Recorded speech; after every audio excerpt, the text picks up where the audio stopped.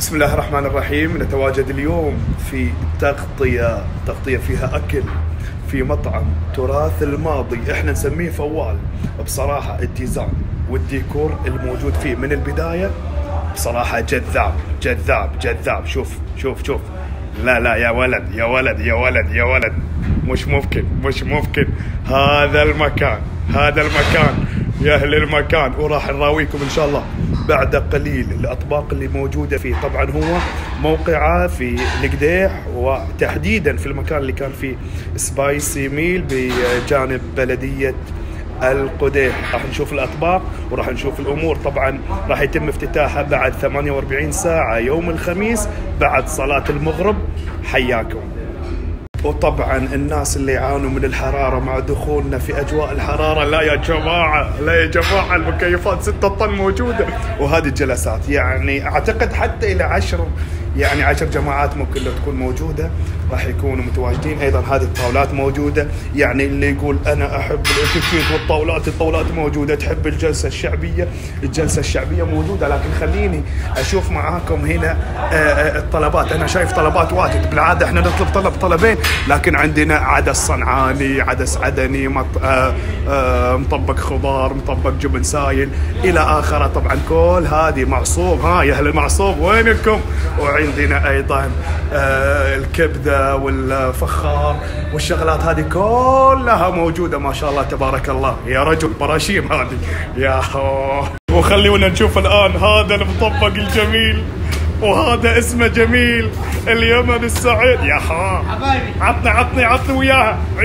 عيدها يا مخرج. يا هذا المطبق شوفوا ناشف يا ولد، ناشف، تحس انه ما في زيت. يا عيدها يا ساتر. هذا المطبق. وهنا يا جماعة الخير اللحسة، هذه اللحسة. عطني شوف.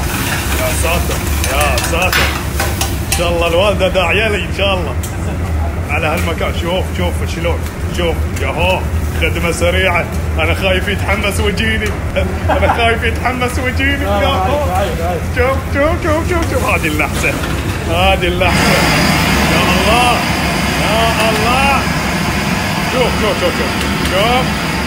شوف معاي. عدوا وياها. يا الله على أجواء ولا أحلى ولا أمثل. يا رجل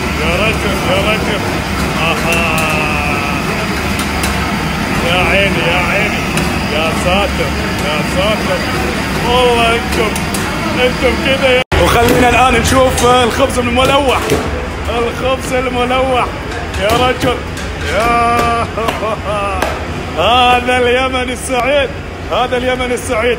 معاهم تشعر بالسعادة طوالي وتكون في كل لحظة سعيد. عطني. شوف هذا الخبز الملوح. والله استعدادات على قدر وساق. شوف شلون الآن هذا الخبز هذا. يا الله ايش هالروعة، ايش هالجمال. وعطني الثاني. شيله حتى لو ما استوى، شيله. ايوه. يا الله شوف هذا الخبز هذا. طبعا جميع الموجودين يمنيين وحلوين وعندهم خبرة، يعني مش أول مرة يتواجدون في مثل هذه المطاعم الحلوة اليمنية. والله لما تشوف ملامحهم تشعر بالسعادة.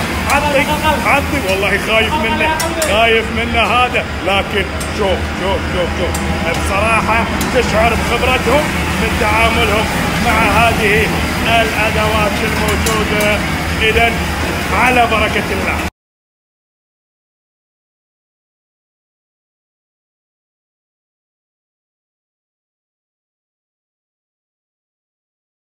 عن هذه الأطباق الموجودة الجميلة الرائعة هذه من القرب. شوف يا الله بعناية يا جماعة الخير. شوف يا الله يا لا لا لا لا لا، أنا هذا أبدعتوا فيه، هذا أبدعتوا فيه. شوف أيضا عندك هذه، معلش اعذرونا جوعناكم الليلة، جوعناكم، لكن خوش شيء.